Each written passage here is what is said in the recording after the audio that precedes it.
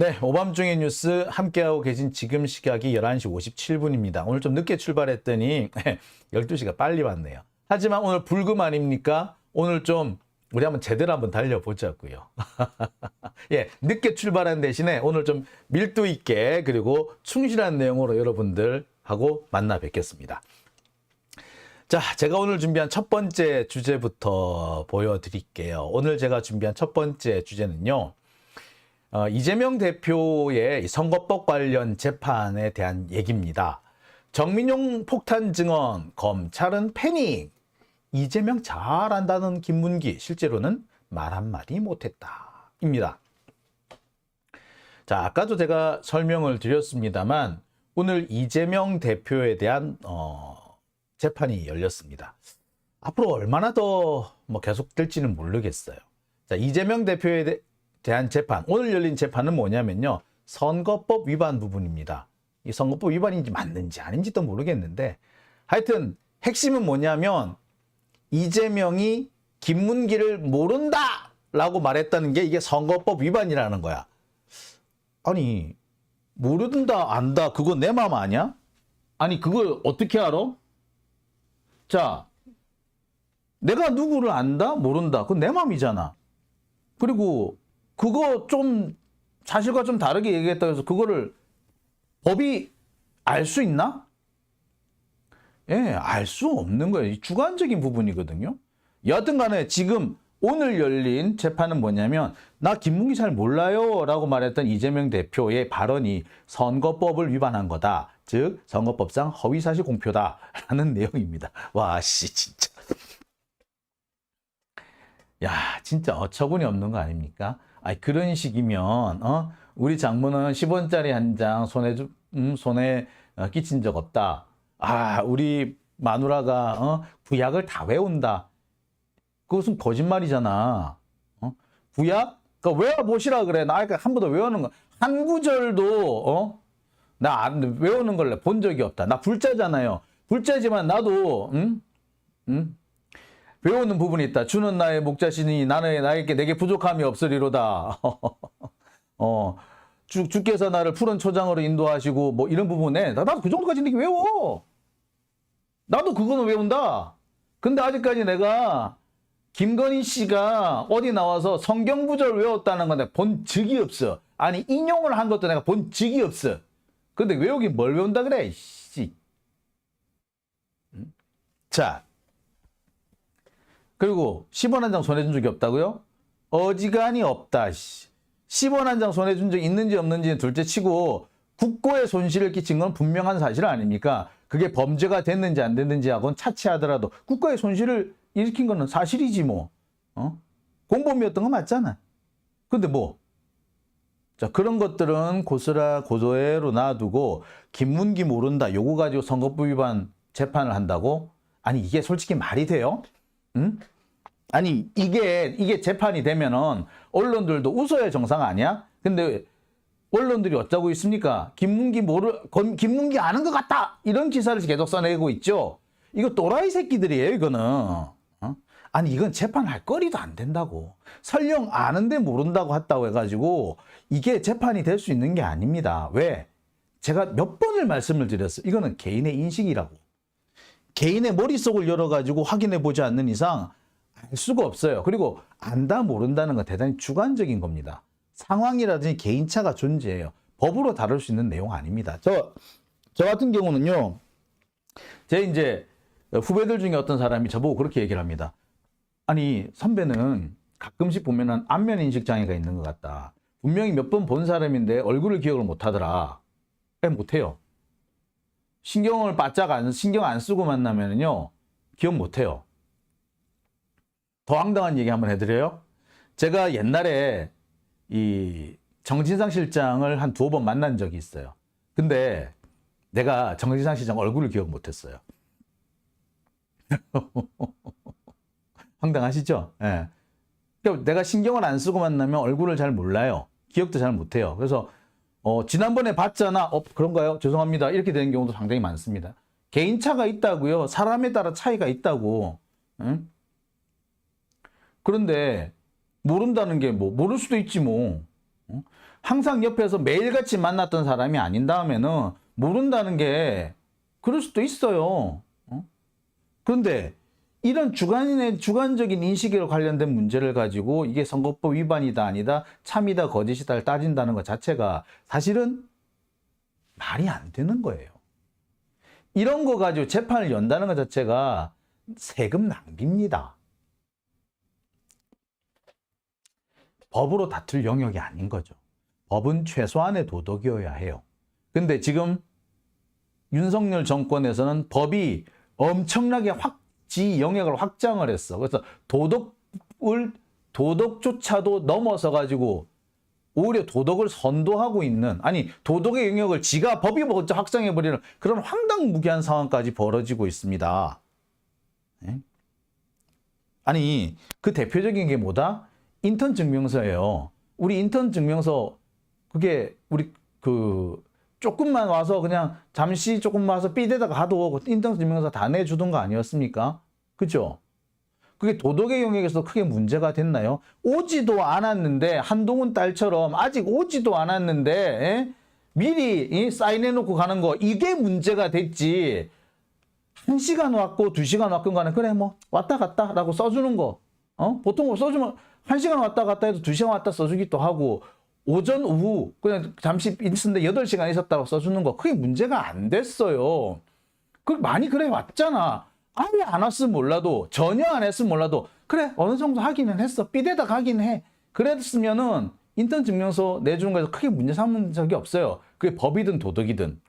그런데 인턴 증명서를 엄청나게 엄격하게 만들어버린 게 뭡니까?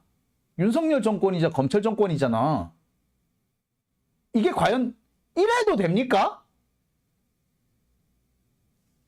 와, 진짜. 근데 이게 엄격해지면 똑같이 엄격해져야지. 왜? 조국 딸의 이 부분에 대해서는 그렇게 엄격하게 따지면서 지금 마누라 거는 그렇게 헐렁하대. 지금 딸내미 거는 왜 가만히 그렇게 슬쩍슬쩍 슬렁슬렁 넘어간대? 야, 아니 다른 사람이 논문 대필해 준 거 아니었나요? 그거 의심받고 있는 거 아니야? 아이 한동훈 또 고소할라 씨발 새끼. 여튼 간에 뭐. 자, 김문기를 모른다, 이 말 가지고 현재 선거법 위반 혐의로 재판을 받고 있다는 얘기 제가 일단 해드릴게요. 오늘 그 재판이 열렸어요. 그 재판에 오늘 등장한 사람이 이제 정민영 변호사인데, 일단 이 김문기 씨가 어떤 사람인지부터 설명을 드릴게요. 김문기는요, 원래는 모 건설회사, 제가 알기로 동부건설로 알아요. 모 건설사 직원으로 일을 하다가, 간부 직원으로 알고 있습니다. 간부 직원으로 일하다가 리모델링 협회라는 곳에서 잠시 같이 활동을 했대요. 이때 유동규랑 만나게 됐고, 이것이 인연이 돼가지고 유동규와 함께 성남 도시공사에 들어가게 된 겁니다. 그러니까 성남 시설관리공단에서 일을 하다가 성남 도시공사로 이렇게 자리를 옮기게 됐는데, 어쨌거나 그렇게 해서 리모델링 협회 여기서 시작이 돼가지고 유동규와 같이 일을 하게 된 사람이 바로 이 김문기예요. 그래서 김문기 씨는 유동규가 본부장일 때 그 밑에, 바로 밑에 있는 뭐 처장 혹은 과장 뭐 이런 역할을 좀 했던 걸로 돼 있어요. 유동규가 본부장이고 바로 그 밑에 있는 사람, 뭐 팀장, 뭐 처장, 하여튼 그랬던 것 같아. 여하튼 유동규의 최측근 인사로 보시면 될 것 같습니다. 자, 이 문제가 되는 부분은 바로 이 부분이에요. 유동규가 이렇게 떠들고 다녔습니다. 지가 김문기와 함께 대장동 사업에 대해서 여러 번 보고를 갔기 때문에 이재명의 김문기를 모를 수 없다, 이렇게 주장을 해왔어요. 자, 이 부분에 대한 얘기는 언론 보도에도 여러 차례 나왔고 검찰 진술조서에서 계속 나옵니다. 내가 여러 번 갔다, 김문기를 데리고 여러 번 보고를 갔다, 모를 수가 없다, 이렇게 얘기를 했어요. 자, 근데 법정에 들어오면서 조금 얘기가 달라집니다. 그래, 언제 갔습니까? 무엇을 보고하러 갔습니까? 그래서 언제쯤입니까? 그 당시에 상황이 어땠습니까? 라고 구체적으로 따져 들어가면요, 슬슬 딴소리를 하기 시작합니다. 그리고 기존의 진술과는 조금씩 차이를 보이기 시작을 해요. 대표적인 게 그런 부분입니다. 그 화천대유 성남도시공사 대장동 이쪽에 그 개발을 진행하는 과정에서 이 컨소시엄 화천대유 컨소시엄이 붕괴될 위기에 처했을 때 이 부분을 가지고 이제 시장실에 보고를 갔다라고 이렇게 처음에 주장을 했는데 이 부분에 대해서도 슬슬 말이 안 맞기 시작하는 거예요. 왜? 이 시점이 조금 애매한 거예요. 이게 2016년 4월 전후인 것 같은데 자, 유동규한테 묻습니다. 몇 월에 갔니? 2016년 4월 무렵에 갔어요. 근데 문제는 이 무렵 되면 유동규가 성남 그 시설관리공단에서 퇴직을 하고 딴 데로 옮겨가 있는 선거 준비, 선거 사무소에 선거 캠프로 옮겨가 있던 그런 상황이었던 거예요. 따라서 2016년 3월 정도였다면 말이 되는데, 자, 근데 2016년 3월이라고 해도 뭐가 문제냐? 김문기가 당시에는 대장동 관리를 안 하고 있었다는 거예요. 대장동이 아니라 다른 쪽 위례지군가를 담당하고 있었다는 거예요. 따라서 이재명 대면 보고를 갈 때 김문기가 따라갈 수가 없었던 거예요. 그게 아니면 이 유동규가 이재명 대면 보고를 할 수 없는 상황이었던 거지. 자, 그런데 이 유동규는 뭐라고 얘기한다? 그때 내가 가지고 이렇게 저렇게 설명을 했더니 이재명이 그림까지 그려가면서 나한테 얘기를 하더라. 그러면서 나는 이 공단, 성남공단 공원화 사업만 하면 돼! 라고 우리가 큰 소리를 쳤다. 자, 그렇게 얘기를 해요. 자, 그래서 내가 무슨 그림 그리대? 라고 물으니까 또 대답을 못 해. 자, 그래서 이 유동규가 김문기를 데리고 이재명을 만나러 갔다. 이 부분을 두고 상당히 지금 현재 논란이 진행이 되고 있는 중입니다. 여러분들 보면 좀 이상하잖아요. 근데 그리고 또 한편으로는 그런 게 있어요. 이 하위직 직원이잖아요. 하위직 직원인데 그리고 유동규의 측근인데 굳이 시장이 기억을 할 수 있을까? 몇 번 봤다고 해서 그 사람을 안다라고 할 수 있을까요? 저는 잘 이해가 안 가요. 제 경우에는 몇 번 본 출입처 사람들도 기억을 잘 못해요, 제가. 건성으로 봐넘기면. 자, 그런데 어쨌거나. 자, 오늘 이 부분에 대해서 이 유동규 진술의 신빙성을 두고 정민용의 증언이 있었습니다. 이 정민용은요, 아시다시피 남욱의 동네 후배예요. 근데 이 정민용도 변호사고 남욱도 변호사잖아. 자, 남욱이 이 대장동 개발 사업을 좀 진행을 잘 하기 위해서 성남도시공사에 꽂아놓은 일종의 밀정 같은 사람인 거예요. 프락치 같은 사람인 거예요. 그래서 김문기와 같은 부서에 소속돼서 일을 하고 있었다고 합니다. 그러니까 이 정민용이라는 사람은 김문기에 대해서도 잘 알고 있는 사람인 거지. 따라서 김문기가 이재명하고 가깝나? 쯤은 알 수 있었던 거예요. 그러니까 그렇잖아. 자기 부서장이니까. 그러니까 김문기하고 같은 부서에 있고 그러니까 김문기의 그 바로 밑에 있는 무슨 과장급, 무슨 팀장급 이쯤이었다고 그래요. 그러니까 김문기가 이재명하고 가까운지 이재명에 대해서 뭐 어떻게 표현하든지 이런 것들을 좀 어느 정도 알 수 있는 사람인 겁니다. 자, 그런데 이 정민용에 대한 증인신문이 오늘 진행이 됩니다. 따라서 정민용이 어떤 증언을 하느냐에 따라 가지고 진짜로 이재명이 아나 모르나를 판가름할 수 있는 중요한 어떤 계기가 되는 판단 근거가 된다고 볼 수 있죠. 근데 판단 근거라고 해도 좀 웃기는 게 그래서 알면 그게 선거법 위반까지 따질 문제인가 솔직히? 진짜 짜증나 죽겠어. 이런 것까지 법의 잣대를 들이대나 몰라. 법은 도덕의 최소한이라 그러는데 어떻게 법이 이렇게 많이 무한정 확장하는 이런 개떡 같은 진짜 정말 요즘에 보면 이 검사들이 근대 법을 얼마나 개무시하고 개작사를 내고 있는지 모르겠습니다. 이거를 변호사들이 법조인들이 입을 쳐닫고 있다는 거에 좀 속이 천불이 납니다. 그리고 이것에 대해서 기자들이 언론이 비판하지 않는다는 것에 너무 당황스러워요. 얘들 대가리 속에 진짜 뭐가 들었는지 모르겠어. 기본이 안 돼 있는 거예요, 이거는. 아, 나 진짜 어처구니 없어서. 자, 여하튼. 자, 다음. 오늘은 이 정민용 변호사의 검찰 측 신문이 진행이 됐습니다. 대장동에서 김문기가 어떤 역할을 하고 있었는지, 그리고 정말 보고는 얼마나 들어갔었는지, 네가 김문기랑 함께 있을 때 이재명하고 어떤 관계인지 보여주더냐, 뭐 이런 것들, 뭐 이런 내용들 좀 했어요. 이 자리에서 정민용이 그런 말을 합니다. 2차례 보고를 하러 갔었다.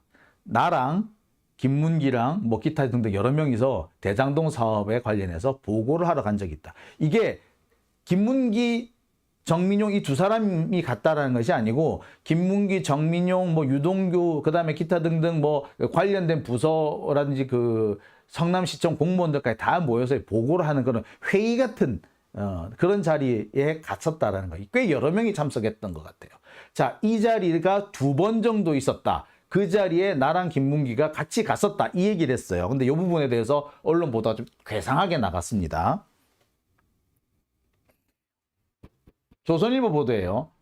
정민용, 김문기는 상급자, 이재명에게 대장동 사업 함께 보고. 그러면서 하급 직원이라 기억 못할 수도 이재명 측 발언과 상충되는 증언을 했다라는 식으로 보도를 했어요. 근데 이것은 개소리예요.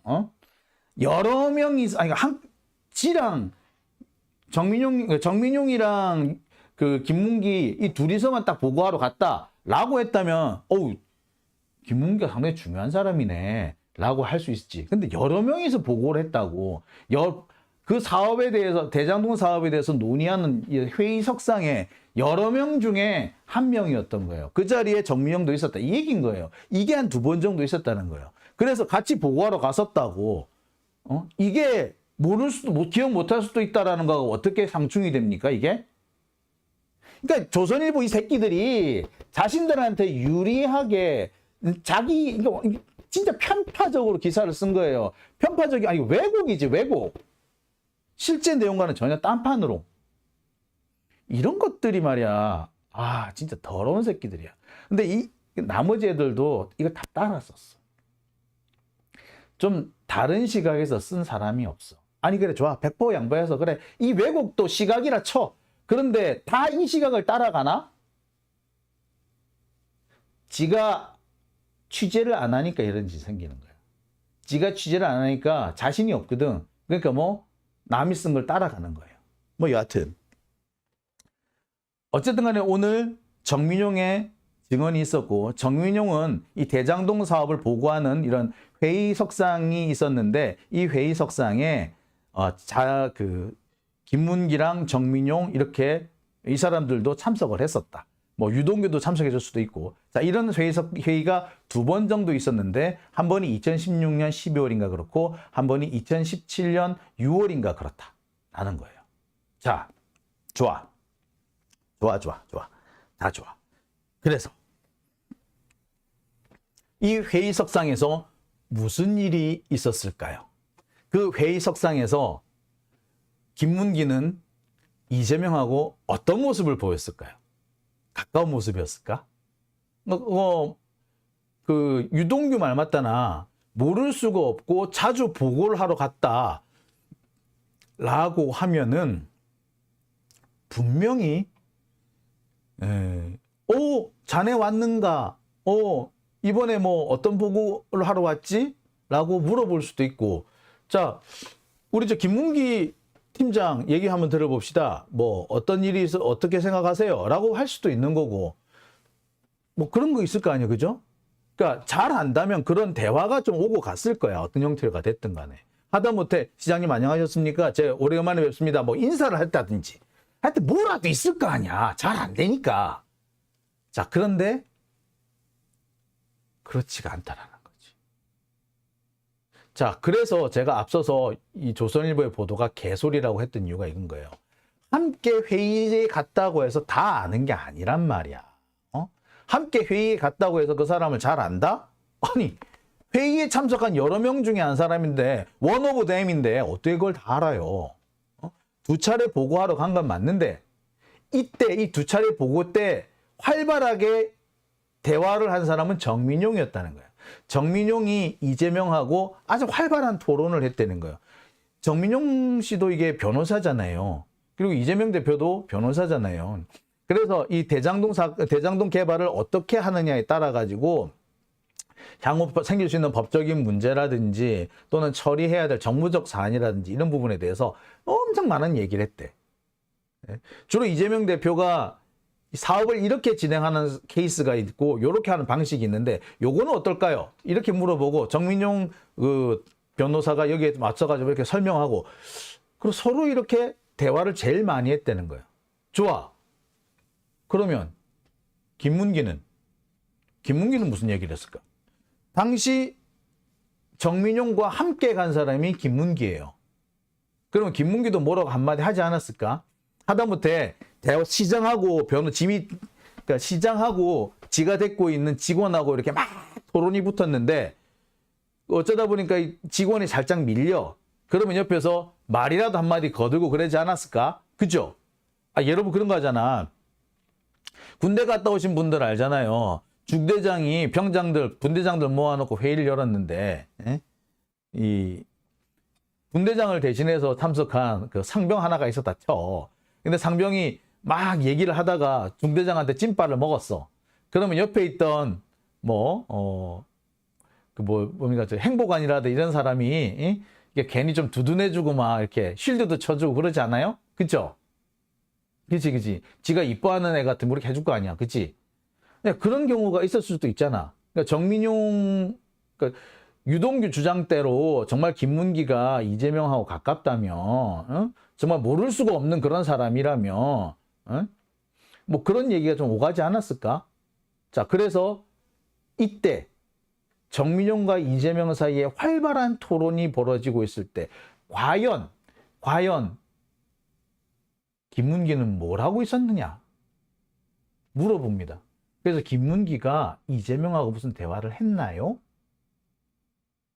라고 하자 아니요. 김문기는 대화에 참여 안 했다는 겁니다. 정민용과 이재명은 정말 활발하게 토론이 벌어졌는데 김문기는 멀뚱 쳐다보기만 했대. 밥 먹을 때도 제일 말석이었대. 그러니까 왜 이 회의가 끝나고 난 다음에 자 오늘 회의 뭐 열심히 했고 힘들었는데 우리 저기 식사나 하고 갑시다 라고 해서 식사 자리를 갔는데 또는 뭐 식사가 없어 아니면 뭐 다과 뭐 이런 자리라도 있었을 거 아니에요. 그죠? 그런데 그러면 보통 이제 자리 배치가 있잖아. 그럼 자리 배치가 어디였다? 김문기 자리는 제일 말석이더라. 제 뒤더라고. 그래서 주무관들이랑 같이 밥을 먹었대요. 가깝다며. 잘 안 되며. 근데 거기다 배치를 해요. 결국 이건 뭘 말하느냐? 김문기라는 사람이 뭐 어떻게 생각을 했든 유동규라는 사람이 뭘 어떻게 생각했든 이재명 입장에서는 김문기는 그냥 그저 그런 직원이 한 사람이었던 거야. 원 오브 댐이었어. 그러니까 기억을 할 수도 있고 못할 수도 있는 거예요. 설령 기억을 한다고 하더라도 그런 사람이 있나? 아 그래 지난번에 얼굴은 본 적이 있네요. 이 정도였는지도 몰라. 잘 안다 모른다? 안다 모른다는 건 뭐다? 주관적인 부분입니다. 그래 내가 얼굴은 본 적이 있네요. 인지 내가 지난번에 이 사람 저기 내 회의에 온 거 맞네요. 라는 그 정도인지 아니면 김문기 그 사람 이렇게 알 수 있는 사람인지 그 부분은 몰라. 그리고 어느 부분부터 내가 안다 모른다 라고 하는지 여러분 그 구분이 있어요? 자 얼굴을 보여주고 이 사람 모르세요? 라고 했을 때 그때서 그래 내가 본 적은 한번 있네요. 라고 하면은 다 아는 사람인 건지 김문기라고 이름을 들었을 때 그래 그 사람인가? 라고 인식할 수 있을 정도여야지 아는 건지 아니면 오랜만이야 잘 지냈니? 라고 할 정도는 돼야지 안다 라고 말할 수 있는지 기준이 있나요 여러분? 어느 부분입니까? 그리고 어느 선이어야지 선거법을 위반한 거예요? 에? 참 진짜 진짜 나 짜증나 죽겠네. 지금 현재 이런 것까지 법정에서 다뤄야 됩니까?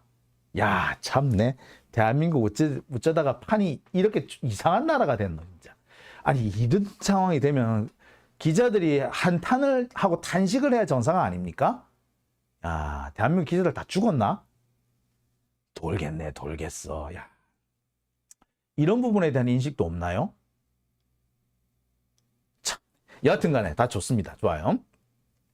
다 좋은데 지금 상황에서는 확실한 거는 김문기는 여러 직원 중에 한 사람이었을 뿐 이재명과 특별한 관계는 아니었다는 게 명백해집니다. 그죠? 따라서 이것만 가지고 알 수도 있었으나 모를 수도 있는 그런 상황이었던 게 분명하죠. 이것만 가지고는 아는데 모른 척했다, 아는데도 거짓말했다 라고 판단할 근거는 없는 겁니다. 그렇게 활발하게 토론이 진행되고 있는데 김문기는 입도 뻥끗 안 했다? 식사할 때도 제일 말석이었다?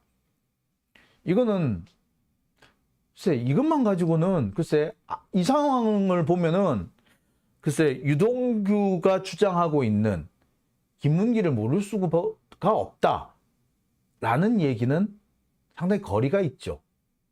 그죠? 바로 이 부분입니다. 자, 이에 대해서 유동규는 이런 얘기를 했다 그래요.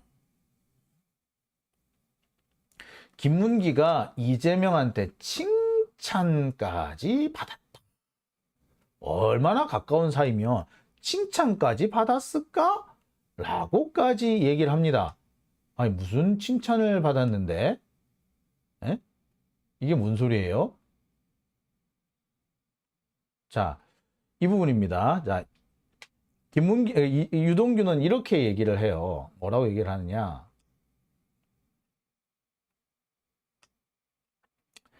자, 대장동 관련 계약서라든지 지침에 부재소 특약을 넣어야 한다. 혹은 재소전 화해 특약을 넣어야 한다. 뭐 요런 얘기를 해가지고 이 얘기 때문에 이재명이 그래 좋은 생각이야 굿 아이디어 라고 하면서 그래서 칭찬을 받았다. 이런 얘기를 유동규가 합니다. 그러니까 공이 있으니까 칭찬을 받았다. 이 말이겠죠. 자, 그런데 이 부분에 대해서 정민용은 뭐라고 얘기하느냐? 아니, 그 부재소 합의 특약은 내가 넣었는데요? 라고 얘기를 합니다. 그리고 뭐라고 얘기를 하냐? 아니, 왜 재소전 화해 특약만 넣었지? 부재소 합의 조항 이게 더 중요한데? 라고 해서 자기가 고쳤다는 거야. 근데 아시다시피 정민용만 변호사인 건 아니잖아요. 이재명도 변호사잖아. 따라서 재소전 화해 특약보다 부재소 특약이 훨씬 더 낫다라는 걸 모를 리가 없단 말이에요. 자, 그리고 이 부분을 실제로 관장한 사람은 김문기가 아니라 이 정민용이었다는 거야. 그러면 김문기가 이런 공을 세우는 바람에 이재명한테 칭찬까지 받았다는 유동규의 주장은 근거가 있다 없다? 없죠. 없는 거예요. 자, 오늘 이 정민용은 두 가지 측면에서 검찰의 뒤통수를 때려버립니다. 첫째, 김문기가 이재명하고 대화하는 것을 본 적이 없다. 나하고 이재명하고 정말 활발하게 얘기를 하고 있는데 김문기는 한 번도 얘기를 제대로 한 적이 없다. 자, 그 다음에 식사를 하는데 회의가 끝나고 난 다음에 식사를 하는데 우리의 자리 배치는 저기 뒤쪽 말석이었다. 그렇게 잘 안다면서. 어떻게 이게 가능하죠? 자, 김문기가 정말 특별한 행동을, 특별한 공을 세워가지고 칭찬까지 받았다. 이재명이 칭찬을 했어, 김문기를. 그랬는데, 아니야, 그거 내가 넣은 거야. 정민용이, 그거 내가 넣은 건데요? 글쎄 모르겠어요. 김문기가 부하 직원의 공을 인터셉트 했는지는 모르겠습니다. 하지만 사실과 좀 다른 부분인 거죠. 그리고 제가 말씀을 드립니다만 부재소 특약이나 재소전 화해 특약이라는 게 그닥 새로운 거 아니에요. 그 어마어마한 아이디어 아닙니다. 자주 보는 이 개발 관련 사업에서 이런 거 자주 들어갑니다.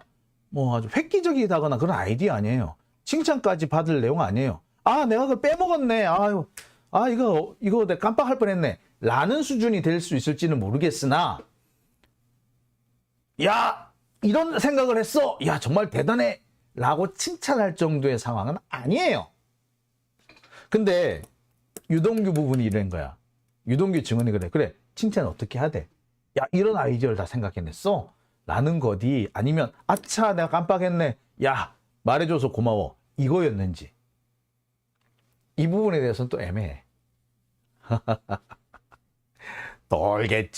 돌겠죠. 야. 자, 어쨌거나 오늘 재판에서 정민용은 검찰을 상당히 곤란하게 만든 겁니다. 더 재밌는 거는 뭐냐? 오늘 이 정민용의 이 증언이 검찰 측 신문으로만 끝났다는 거. 다음 기일에 변호인 반대 신문이 진행될 예정입니다. 이 변호인 반대 신문에서 어떤 내용이 나오느냐에 따라 가지고 정민용 얘기는 또 완전히 바뀔 수 있어요. 지금까지 보면요, 정민용도 검찰 측 주신문에서 했던 얘기하고 나중에 변호인 반대 신문에서 했던 얘기하고 완전히 틀린 경우가 많았고 말이 뒤집어지는 경우도 많았습니다. 저는 그래서 야, 이거 재밌겠다. 보기에 따라서 또 다른 측면이 또 다른 상황이 날 수도 있겠구나. 적어도 확실한 건 유동규의 증언은 또 깨졌다 입니다. 그러니까 유동규가 그동안 뭐 김문기랑 이재명이랑 얼마나 가까운 사이인 줄 아느냐, 모를 수가 없다, 뭐 이렇게 얘기를 했는데 그렇게 가깝지는 않아 라는 게 확인이 됐다라는 거죠. 그 얘기를 어떻게 보자면 정민용이 본인이 의도했는지 안 했는지 모르겠으나 정민용의 입으로 그게 툭 튀어나왔다. 자, 앞으로 이 재판 또 재밌어질 것 같습니다. 그러니까 결국에 이게 이렇게 될 수밖에 없는 것이 검찰이 하지 말았어야 할 재판, 소송을, 재판을 하는 바람에, 그래서 이런 일이 생긴 거예요. 아까도 말씀드렸지만 이거는 재판에서 다룰 사안이 아니에요. 법이 개입할 영역이 아닌 거야. 그런데 이거를 굳이 법의 영역까지 끌고 오는 바람에 이런 황당무계한 상황까지 벌어진 겁니다. 내가 누구를 아는지 모르는지, 근데 개인적인 주관이고 내 머릿속에 있는 사안인데 그거를 어떻게 법으로, 나 참.